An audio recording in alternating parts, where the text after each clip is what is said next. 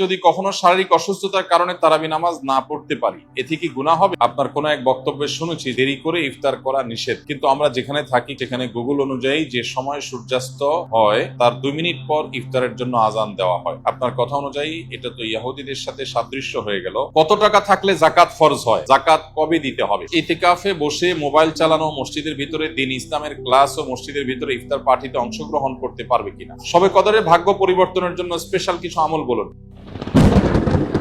Daily ইসলাম। আমি জানতে চাচ্ছি, যদি কখনো শারীরিক অসুস্থতার কারণে তারাবি নামাজ না পড়তে পারি, এতে কি গুনাহ হবে? শুধু এশার নামাজ আদায় করলে হবে?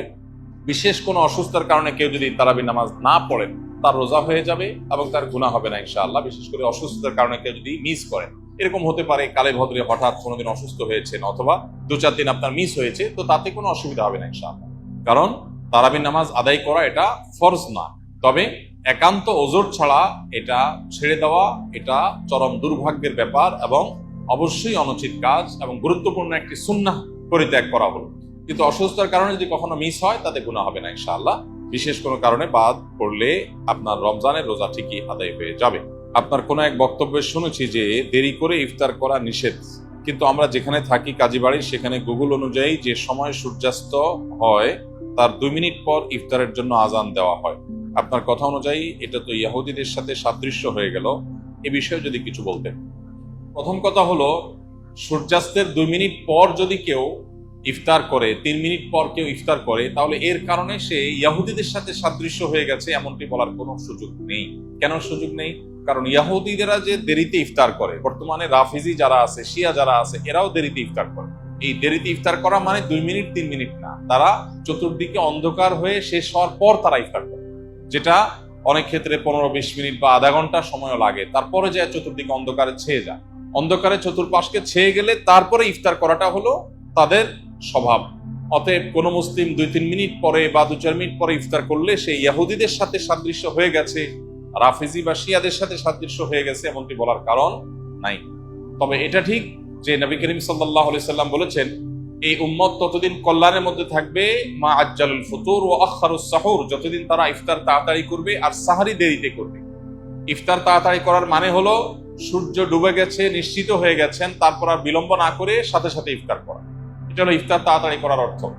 আর সাহরি দেরিতে করার অর্থ হলো সাহরি শেষ করার কিছুক্ষণ পর আজান হবে বা ফজর ওয়াক্ত হবে, একেবারে শেষ মোমেন্টে আজানের ঠিক আগের মিনিট পর্যন্ত খাচ্ছেন, এটা সুন্নাহ না। নবী করিম সাল্লাল্লাহু আলাইহি সাল্লাম সাহরি খেয়ে শেষ করার পর ফজরের জন্য দাঁড়াতেন, এর মধ্যে প্রায় 50টি আয়াত তেলাওয়াত করার মতো সময় থাকতো হাতে। এখন বেশিরভাগ মানুষ আমরা দেখা যায় সাহরি খেতে গেলে মুয়াজ্জিনের সাথে আমাদের প্রতিযোগিতা হয়। মুয়াজ্জিন মাইক নিয়ে দাঁড়ায়, আজান দিবে, আর আমরা খাবার মুখে নিয়ে আমরা কম্পিটিশন করি যে আমি আগে শেষ করব, মুয়াজ্জিন চেষ্টা করে মুয়াজ্জিন আগে আজান দিবে, মানে ভাবখানা এমন। তো এটা সুন্নাহ না, মানে একেবারে লাস্ট মিনিট পর্যন্ত খেতে থাকলেন, এটা সুন্নাহ না। বরং সুন্নাহ হলো সামান্য একটু গ্যাপ রাখা। তবে হ্যাঁ, এটা ঠিক যে একেবারে শবে সাদিক হওয়ার আগ মুহূর্ত পর্যন্ত যদি কেউ খায় তার রোজা হয়ে গেছে। আর ইফতারের ক্ষেত্রে সূর্য ডুবে গেছে, ঘড়ি এই দিক সেদিক হতে পারে, 1 মিনিট আমার ঘড়িটা স্লো হতে পারে, এই সন্দেহের কারণে কেউ 1 মিনিট দেরি করে খেলো, তাতে সে দেরি করে ইফতার করেছে এটা বলা যাবে না, বা তাড়াতাড়ি ইফতার করার খেলাফ আমল করেছে সেটাও বলা যাবে না। তবে এটা ঠিক যে ইফতার তাড়াতাড়ি করতে হয় আর সাহারি দেরিতে করতে হয়, এবং ইহুদিরা রাফিজিরা যারা চতুর্দিকে অন্ধকার ছেয়ে যাওয়া পর্যন্ত অপেক্ষা করে, আমরা সেটা করব না। আমাদের সমাজে আলহামদুলিল্লাহ এখন সচেতনতা হয়েছে, মানুষ ওয়াক্ত হওয়ার পর পর ইফতার সাধারণত করে। আর একটা জিনিস গুরুত্বপূর্ণ, তা হলো ইফতার এবং সাহারির সাথে আজানের সম্পর্ক সরাসরি নাই। অর্থাৎ আজান হলে আপনি ইফতার করবেন আর আজানের আগ পর্যন্ত খাবেন, ব্যাপারটা সেরকম না। মুয়াজ্জিন আজান 1 মিনিট পরে দিতে পারে, 2 মিনিট পরে দিতে পারে, 1 মিনিট আগে দিতে হবে, কারণ আজানটা তো একেবারে ওই মিনিট হওয়ার সাথে সাথেই দেওয়া আবশ্যক না, অথবা ঘড়ির সমস্যা হতে পারে। এই জন্য আপনি দেখবেন টাইম হলো কিনা সেটা। অতএব যদি টাইম আপনি মেনটেন করে ইফতার এবং সাহরি করেন, ইনশাআল্লাহ সুন্নাহ আদায় হয়ে যাবে আল্লাহ চাহে। কত টাকা থাকলে যাকাত ফরজ হয়? যাকাত কবে দিতে হবে? যাকাত কত টাকা হলে ফরজ হয়? এর উত্তর হলো, কেউ যদি 52.5 ভরি রূপা, এটা অথবা রূপার সমমূল্যের সম্পদ, নগদ অর্থ, ব্যাংক ব্যালেন্স, অথবা ব্যবসার মাল, যে পণ্য কেনা হয়েছে বিক্রির জন্য, এরকম কোন মাল যার কাছে আছে যেটার মূল্য দাঁড়ায় 52.5 ভরির সমান, এইরকম সম্পদের মালিক যদি কেউ হয় এবং সেই সম্পদ তার কাছে 1 বছর থাকে, তাহলে 1 বছর পর ওই সম্পদের বাজার মূল্য হিসেব করে 1 বছর পর 2.5% জাকাত দিতে হবে, অর্থাৎ লাখে 2,500 টাকা। এভাবে হিসাব করে তাকে জাকাত দিতে হবে। বর্তমানে রূপার যে বাজার দর সেটা হিসাব করলে প্রায় 2.25 লাখ টাকার কাছাকাছি হয় 52.5 ভরি রূপার দাম। এটা ভ্যারি করে, উঠানামা করে।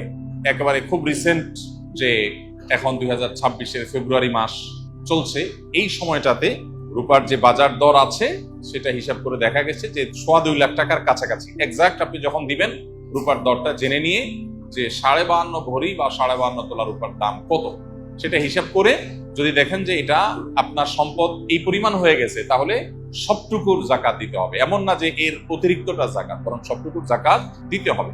জাকাত দেওয়াটাকে জরিমানা মনে করা এটা কিয়ামতের আলামত। সহিহ বুখারীতে আসছে, নবী সাল্লাল্লাহু আলাইহি ওয়াসাল্লাম বলেছেন, একটা সময় আসবে মানুষ যখন জাকাত দেওয়াটাকে তার জন্য অর্থদণ্ডের মতো বিষয় মনে করবে, জরিমানার মতো বিষয় মনে করবে। এটা ভুল ধারণা আমাদের সমাজে। কারণ আমরা মনে করি যে জাকাত দিলে বোধহয় লস হয়ে যায়, কমে যায়। বরং জাকাত দিলে এটা তো আমার আখিরাতের অ্যাকাউন্টে জমা হয়ে গেল, এটা বরং আমার স্থায়ী হয়ে গেল, নিশ্চিত হয়ে গেল, বাকিগুলোর গ্যারান্টি নেই। এই জন্য জাকাত দিতে পারাটা সৌভাগ্যের বিষয়। আর জাকাত কখন ফরজ হয়? এর উত্তর হলো যে জাকাত ফরজ হয় প্রত্যেকটা ব্যক্তির অর্থ বছরের আলোকে। সবার অর্থ বছর একরকম নাও হতে পারে। ধরুন আমি জিলহজের 1ম তারিখে জাকাত দেওয়ার মতো সম্পদের মালিক হয়েছি, তাহলে পরবর্তী বছর জিলহজের 1ম তারিখে আমার জাকাত আসবে। কেউ যদি মুহররম মাসে জাকাত দেওয়ার মতো সম্পদের মালিক হয়ে থাকে, তাহলে 1 বছর পর মুহররম মাসে তার জাকাত তার উপরে বর্তাবে। তো জাকাত বর্ষ এটা নির্ভর করে ব্যক্তি কখন সম্পদের মালিকানা আসছে তার উপরে। এখন কেউ যদি জাকাত দেওয়ার সুবিধার্থে, হিসাব করার সুবিধার্থে সে যদি একটু আগে দিয়ে দেয়, ধরা যাক যে আমার জিলহজে আসে, আমি রমজানে দিয়ে দিলাম হিসাব করে, কোনো অসুবিধা নেই, জাকাত অগ্রিম দেওয়া যায়। যে প্রতি বছর আমি রমজানে দিলাম, সমস্যা নেই। আমাদের সমাজে অনেকে মনে করে রমজান মাসেই জাকাত দিতে হয়, জাকাত রমজান মাসেই শুধু দিতে হয়, এমন কোনো কথা নেই। তবে এটা ঠিক, রমজান মাস আমলের মাস, সওয়াবের মাস, এই মাসে আমরা বেশি বেশি সওয়াব হাসিল করার চেষ্টা করবো ইনশাআল্লাহ বিইذনিল্লাহ। সেই জায়গা থেকে আমরা নফল দান, অন্যান্য সাদাকা করব এবং বিশেষভাবে যদি জাকাত দেওয়ার চেষ্টা করি ইনশাআল্লাহ, সেটাও আল্লাহ তাআলার কাছে আমরা বিশেষ আজরের আশা করতে পারি। রমজানে নারীরা উচ্চ আওয়াজে কোরআন তেলাওয়াত করতে পারবেন কিনা? নারী হোক আর পুরুষ হোক, কোরআনে কারীমের তেলাওয়াতের মধ্যে নীরবে তেলাওয়াত করতে পারেন, আবার কিছুটা মৃদু কণ্ঠের মৃদু আওয়াজে তেলাওয়াতও করতে পারেন। বিশেষ করে বাসা বাড়িতে একটু মৃদু কণ্ঠের আওয়াজে তেলাওয়াত করাই ভালো। শয়তানকে বিতাড়িত করবার প্রয়োজনে বিশেষ করে একটু উচ্চ স্বরে, একটু সরবে কোরআন তেলাওয়াত করা গুরুত্বপূর্ণ। মেয়েদের কোরআন তেলাওয়াতের ক্ষেত্রে লক্ষ্য করতে হবে যে পরপুরুষের কানে যেন তেলাওয়াতের আওয়াজ না যায়, রাস্তায় বাসার বাইরে যেন না যায়, সেটা খেয়াল রাখতে হবে। বাসার ভিতরে যদি থাকে, পরপুরুষ বা গায়রে মাহরামের কানে যদি আওয়াজ যাওয়ার আশঙ্কা না থাকে, তাহলে কোনো অসুবিধা নেই। বাসায় বসে সেরকম তেলাওয়াত মা বোনরা করতে পারবেন এবং সবসময় তাদের একেবারে নীরবেই করতে হবে এমন কোনো বাধ্যবাধকতা নাই, বরং যেটা সরবে করতে পারেন। বিশেষ করে পরিবারের অন্যান্য সদস্যদেরকে কোরআন তেলাওয়াতে উদ্বুদ্ধ করার জন্য যদি একটু আওয়াজ দিয়ে পড়েন, তাতে কোনো অসুবিধা নাই, বরং অনেক ক্ষেত্রে এটা ভালো সন্তানদেরকে অভ্যস্ত করার জন্য। এবং বিশেষ করে আজকাল তো একটু সরবে আওয়াজ কোরআন তেলাওয়াত এটা বাসাবাড়ি থেকে, আমাদের বিভিন্ন জায়গা থেকে উঠে গেছে, এটা করা দরকার। হ্যাঁ, মসজিদে যখন আপনি তেলাওয়াত করবেন বা এমন জায়গায় তেলাওয়াত করবেন যেখানে আরো অনেক মানুষ আছে, সেখানে জোরে তেলাওয়াত করলে অন্যদের ডিস্টার্ব হবে, সেখানে অন্যের ডিস্টার্ব যেন না হয় সেভাবে আপনাকে তেলাওয়াত করতে হবে। নবী করিম সাল্লাল্লাহু আলাইহি ওয়াসাল্লাম মসজিদে নববীতে এক ব্যক্তিকে উচ্চ স্বরে কোরআন তেলাওয়াত করতে শুনে বলেছেন যে তুমি যাকে শোনাতে চাচ্ছ তিনি বধির নন, অর্থাৎ তোমার আওয়াজ যেন অন্য কারোর কষ্টের কারণ, ডিস্টার্বের কারণ না হয়। এটা আমাদের খেয়াল রাখতে হবে ইনশাআল্লাহ তাআলা। একজন মানুষ ইতিকাফে বসে মোবাইল চালানো, মসজিদের ভিতরে দ্বীন ইসলামের ক্লাস ও মসজিদের ভিতরে ইফতার পার্টিতে অংশগ্রহণ করতে পারবে কিনা, এবং কেউ কোনো কিছু জানতে চাইলে ইতিকাফরত ব্যক্তি উত্তর দিতে পারবে কিনা? উত্তর হলো যে ইতিকাফরত অবস্থায় একান্ত প্রয়োজনীয় কথা বলতে পারবে, কেউ কিছু জানতে চাইলেও সেটার উত্তর দিতে পারবে। কিন্তু মসজিদের মধ্যে মোবাইল টিপাটিপি, যেটা অহেতুক মোবাইল টিপাটিপি করা, সোশ্যাল মিডিয়া ব্রাউজ করে বেড়ানো, আপনার স্ক্রল করে বেড়ানো, এটা অবশ্যই ইতিকাফের যে উদ্দেশ্য সেটাকে ব্যাহত করে, ইতিকাফের যে প্রাণ সেটাকে নষ্ট করে। সেটা করা যাবে না বা সেটা করা উচিত না। যদি কেউ সেটা করেন তাহলে ইতিকাফ ভাঙবে না, কিন্তু ইতিকাফের কোয়ালিটি নষ্ট হয়ে যাবে এবং এটার সওয়াব কমে যাবে। এজন্য অহেতুক মোবাইল টিপি বা অহেতুক গল্প গুজব আড্ডা এগুলো দেওয়া যাবে না। তবে প্রয়োজনীয় কথা বলা যাবে এবং মসজিদের মধ্যে দ্বীনি ইলমের ক্লাস অবশ্যই করা যাবে। মসজিদের মধ্যে ইফতারের কোনো প্রোগ্রাম হলে সেখানে অংশগ্রহণ করা যাবে, এগুলোতে কোনো অসুবিধা নেই। ইতিকাফ নিয়ে আমাদের মধ্যে অনেকের মধ্যে অতি ভয় কাজ করে আমরা মনে করি এতিকাফে বসলে বোবা হয়ে যেতে হয়, কোনো কথা বলা যায় না, এরকম না। সাধারণ স্বাভাবিক জীবন যাপন আমরা করতে পারবো ইনশাআল্লাহ। নবী করিম সাল্লাল্লাহু আলাইহি সাল্লাম রমাদানের শেষ দশকে জীবনে কোনো বছর এতেকাফ ছাড়তেন না। এক বছর তিনি শেষ দশকে এতেকাফ রেখে এতেকাফে বসে আবার বের হয়ে যেতে হয়েছে, এতেকাফ ভেঙে ফেলতে হয়েছে একটা বিশেষ প্রয়োজনে। পরবর্তী বছর তিনি সেই 10 দিন এবং পরের বছরে 10 দিন সহ 20 দিন ইতিকাফ করেছিলেন। এর মানে হলো দ্বিতীয় হিজরিতে রমজানের রোজা ফরজ হওয়ার পর থেকে নিয়ে তার ওয়াফাত পর্যন্ত 10ম হিজরি পর্যন্ত এই 8 বছর কোনো বছর তিনি ইতিকাফ ছাড়েননি। অথচ আমরা বেশিরভাগ মানুষের জীবনে এক বছরেও ইতিকাফ করা হয়নি। এটা দুর্ভাগ্যজনক বিষয়।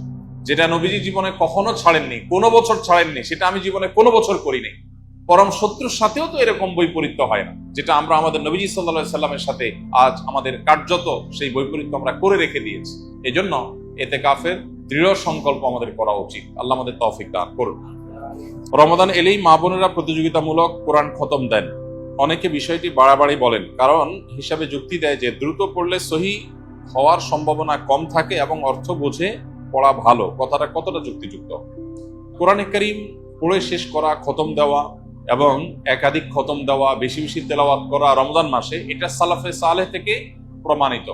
আমাদের পূর্বসূরিগণ তারা রমজানের শেষ দিন পর্যন্ত বেশি থেকে বেশি কোরআনে কারীমের তেলাওয়াতে মগ্ন থাকতেন। যেহেতু এই মাসটাই হলো কোরআন নাজিলের মাস, অতএব এই মাসের অন্যতম গুরুত্বপূর্ণ আমলটা হলো বেশি বেশি কোরআন তেলাওয়াত করা।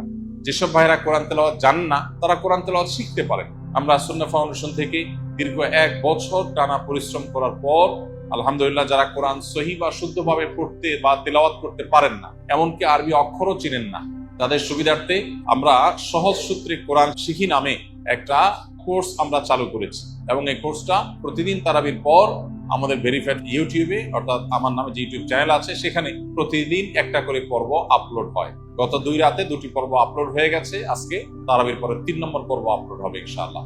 10 থেকে 15 মিনিট, 20 মিনিটের মধ্যে ভিডিওটা, মাত্র 27টি ভিডিও ইনশাআল্লাহ পুরো কোরআন সহি করে শেখার জন্য তৈরি করা হয়েছে, অনেক পরিশ্রম করে, অনেক সাধনা করে। অতএব যারা সময় আছে তারা সেই ভিডিও ফলো করতে পারি, অথবা অন্য কোনো উপায়ে কোরআন সহি করে পড়বো। আর যাদের তেলাওয়াত সহি আছে তারা বেশি বেশি পড়বো। এখন কথা হলো, প্রতিযোগিতামূলকভাবে বেশি বেশি করে কোরআন খতম দিলে সেটা ভালো কিনা? উত্তর হলো অবশ্যই ভালো, তবে তার কোয়ালিটি যেন ঠিক থাকে। এটা ঠিক যে তাড়াহুড়া করতে গিয়ে কোয়ালিটি নষ্ট করে অনেক পরিমাণে তেলাওয়াত করার চাইতে কোয়ালিটি ঠিক রেখে আপনি সাধ্য অনুযায়ী তেলাওয়াত করা ভালো। দেখা যায় অনেকে হুলস্থুল করে কোরআন তেলাওয়াত করেন, কি পড়েন নিজেও বোঝেন না। খতম দেওয়া উদ্দেশ্য হয়, এই খতমটা অর্থবহ না। আল্লাহ তাআলা আমাদের আমলকে মাপবেন, আল্লাহ আমলকে গুনবেন না। কিয়ামতের দিন আমল গণা হবে না মাপা হবে? মাপা হবে। অতএব আমাদের আমলের কোয়ান্টিটি না, দেখতে হবে কি কোয়ালিটি। এজন্য তেলাওয়াত সুন্দর করে করতে হবে, কিন্তু আবার কোয়ালিটির কথা চিন্তা করে অনেকের খতম দেওয়ারই আর সুযোগ হয় না, সেটা দুর্ভাগ্যের ব্যাপার। এজন্য কোরআনে কারীম বেশি বেশি তেলাওয়াত করা প্রশংসনীয়, প্রতিযোগিতামূলক ভাবে করলে সেটাও প্রশংসনীয়, বেশি বেশি খতম হলে সেটাও প্রশংসনীয়। তবে লক্ষ্য রাখতে হবে তেলাওয়াতটা যেন তারতিলের সাথে হয়, শুদ্ধতার সাথে হয়। আল্লাহ বলেছেন, ওয়ারাত্তিলিল কুরআনা তারতিলা, তোমরা তারতিলের সাথে কোরআনকে তেলাওয়াত করো। অতএব সে বিষয়টি আমাদেরকে লক্ষ্য রাখতে হবে। রমজানের শেষ দশকের জন্য বিস্তারিত কিছু আমল বলুন। রমজানের শেষ দশকের বিশেষ আমল নবী করিম সাল্লাল্লাহু আলাইহি সাল্লামের জীবনী থেকে যেটা আমরা পাই, সেটা হলো যে আম্মা জান আয়েশা রাদিয়াল্লাহু তাআলা আনহা থেকে বর্ণিত, নবী করিম সাল্লাল্লাহু আলাইহি সাল্লাম রমজানের শেষ দশক যখন শুরু হতো, তখন তিনি কি করতেন?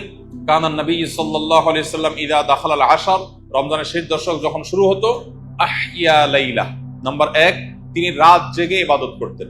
অনেক মুহাদ্দিসগণ, অনেক হাদিস বিশারদগণ বলেছেন এর অর্থ হলো রাতে তিনি ঘুমোতেন না শেষ দশক। আবার অনেক মুহাদ্দিসগণ বলেছেন কুমিল লাইলা ইল্লা কালিলার উপর আমল করে সামান্য ঘুমাতেন, বেশিরভাগ রাতে ইবাদত করতেন। তাহলে 1 নম্বর আমল হলো শেষ দশকের প্রতিটা রাত জেগে ইবাদত করা। নাম্বার 2, ওয়াইকাযা আহলাহ, নফল আমলের জন্য অন্য কোনো সময় পরিবারকে ডেকে তুলতেন না, কিন্তু রমজানের শেষ দশক পরিবারকে ঘুম থেকে ডেকে তুলতেন ইবাদতের জন্য। তার মানে পরিবারকে ইবাদতের জন্য উদ্বুদ্ধ করতে হবে। 3 নম্বর, ওয়াসাদ্দামি ইজারা, তিনি ইবাদতের জন্য কোমর বেঁধে নিতেন। কোমর বেঁধে নেওয়ার একটা অর্থ করেছেন অনেক হাদিস বিশারদ, স্ত্রী সহবাস থেকে দূরে থাকতেন। আরবরা এরকম কোমর বেঁধে নেওয়া বলতে এরকম ইঙ্গিত করে থাকে।